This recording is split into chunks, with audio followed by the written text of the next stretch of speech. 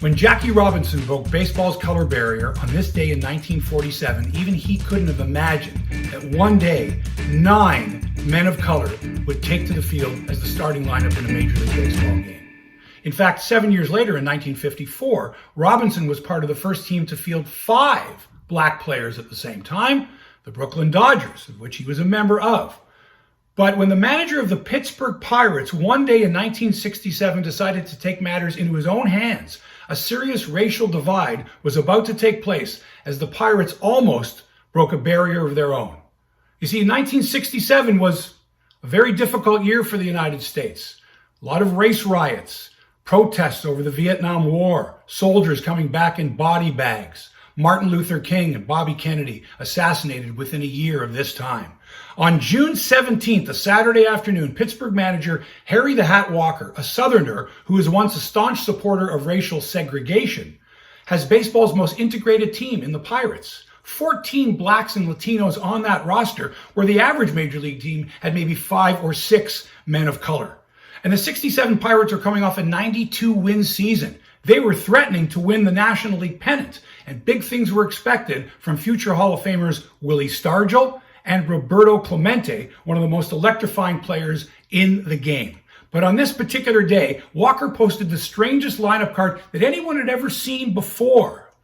In this lineup, he included 3 dark-skinned men in place of 3 white regulars. Second baseman Bill Mazeroski, shortstop Gene Alley, and catcher Jerry May were replaced by Andre Rogers, who had never started a game at second base in his entire 11-year career, utility man Jose Pagan at shortstop, and third-string catcher Jesse Gonder got the call behind the plate. So his starting lineup had Matty Alou leading off, Maury Wills, Roberto Clemente, who the writers and announcers called Bobby Clemente, which he hated, which was very disrespectful, but they didn't know any better, Willie Stargell, Manny Mota, Jose Pagan, Andre Rogers, and Jesse Gonder, all men of color.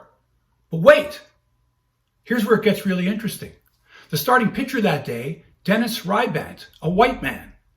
It just so happened to be his turn in the starting rotation. So why did Walker start 8 blacks that day? Why wouldn't he have waited a day or two until left-hander Bob VEALE, a black man, started in his normal turn in the rotation? Then he could have played these 8 men, and he could have made history with the first all-black and Latino lineup in Major League history, but he didn't do it. And we couldn't figure out why. I mean, he could have bumped Rybant back a day as well and started Juan Pizarro or Al McBean and still made history, but he didn't. And I can't comprehend why. Why did he start 8 blacks, not 9? Was this some kind of a cruel joke? Did he plan it like this? Seems strange.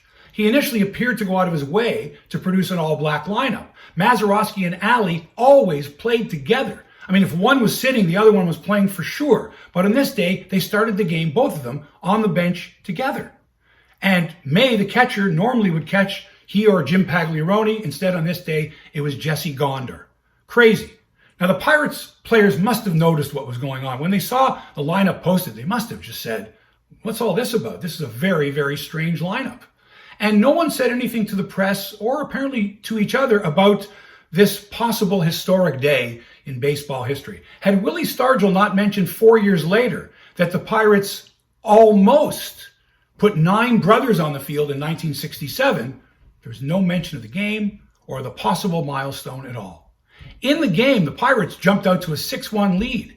And strangely, in the 6th inning, the bottom of the 6th, with that 6-1 lead, the manager, Walker, strangely decided that he was going to replace 2 of the black players, the shortstop, Pagan, and the second baseman, Rogers, with his 2 normally white starters, Gene Alley and Bill Mazeroski. Very strange move. So right there, the possibility of history being made evaporated. Now, maybe somebody said something. Maybe Walker got cold feet. It was all very, very strange, especially when Rybant got taken out with 1 out in the 6th and was replaced by not a black man, but a white man, Pete Mickelson. So it's almost like he had it planned to come this close to setting a record, to making history, but he didn't do it at all. Never explained his managerial decision at all. Just nobody asked him. Nobody knew or cared about it at the time, or maybe it was something that people just didn't want to bring up. So the Pirates win the game 6-5. Rybank gets the win. After the game, Gonder, the third string catcher, gets demoted to Columbus AAA, never to appear in another major league game again. Andre Rogers' career start at second base, his first and only, hits a home run off Jim Bunning to help the Pirates win the game. 1967 would be his final year in the majors.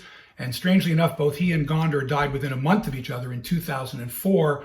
Gonder was 68. Andre Rogers was 70 years of age. Harry Walker was fired a month later by the Pirates after a 42-42 record. Ended up hooking up with the Houston Astros and was their manager for about 5 years.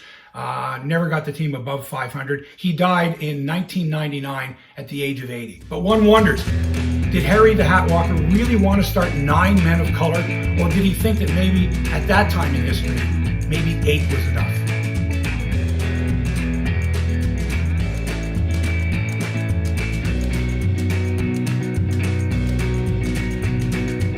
Thanks for watching, and we'll see you next time.